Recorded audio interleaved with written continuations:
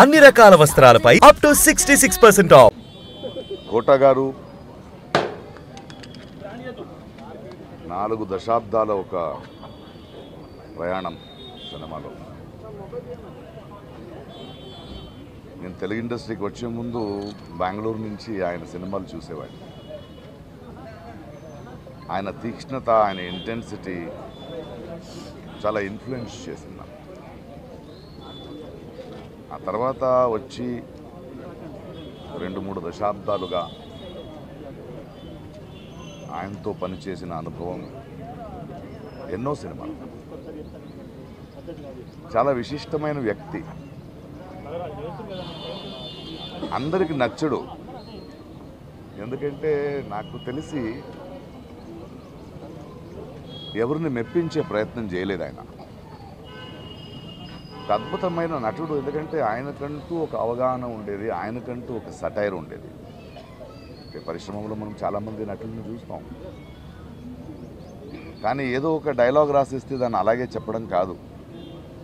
దాని వెనక ఆయనకున్న ఒక సటైర్ ఉండేది, ఒక అవగాహన ఉండేది. ఆయనది ఒక ప్రెజెన్స్ నాకు చాలా నచ్చేది. ఆయన ఎవరిని వదిలిపెట్టాడు. ఎలాంటి మనిషి అంటే, అనయ్య అంబేద్కర్ అనే సినిమా రిలీజ్ అయ్యింది, ఎందుకో జనాలు చూడట్లేదు అంటే, ఏం లేదు ప్రకాష్, అది ముందు అంబేద్కర్ ఒక కటౌట్ పెట్టారు, ఆయన అక్కడెక్కడో చేయి చూపిస్తుంటే అక్కడ వెళ్ళిపోయారు. అంటే ఎటకారం కాదు అది. అలాంటి మంచి సినిమా చూడరు వీళ్ళు అనే ఒక ఆవేదన ఆయనలో ఉండేది. ఆయన నిరంతరంగా ఆయనలో చూసింది నేను, తెలుగు భాష, తెలుగు నటీనటులు, తెలుగు ప్రతిభలకి అంత పెద్ద ఎత్తున ఛాన్స్ దొరకట్లేదు. కొందరికి అది కుళ్ళు అనిపించేది, బట్ ఆయన ఆవేదన చాలా నిజమైందని నాకు అనిపించేది. ఒకసారి ఎవరో అడిగారు, ప్రకాష్ రాజ్ గారు పరభాష నటుడు కాదంటే, కాదండి, బట్ ఆయన తెలుగు నేర్చుకున్నాడు కదా, మనోడైపోయాడు కదా. ఆయనకు అది ఒకటి ఉండేది. ఎందుకంటే నా భాషని తప్పుగా ఎవరో పలకిస్తారు, అనవసరంగా మన అవకాశాలను తీసుకెళ్ళిపోతారు అనేది చాలా నచ్చింది. ఆయనది సెటర్లు నా మీద కూడా వేసేవాడు ఆయన. నేను చాలా హ్యాపీగా దాన్ని తీసుకునేవాడిని. ఎందుకంటే ఆ పెద్దరికం, ఎవరి గురించి అయినా ముక్కుసూటిగా కమెంట్ మాడొచ్చును, చేసే చను ఆయనకి సంపాదించుకున్న వ్యక్తి.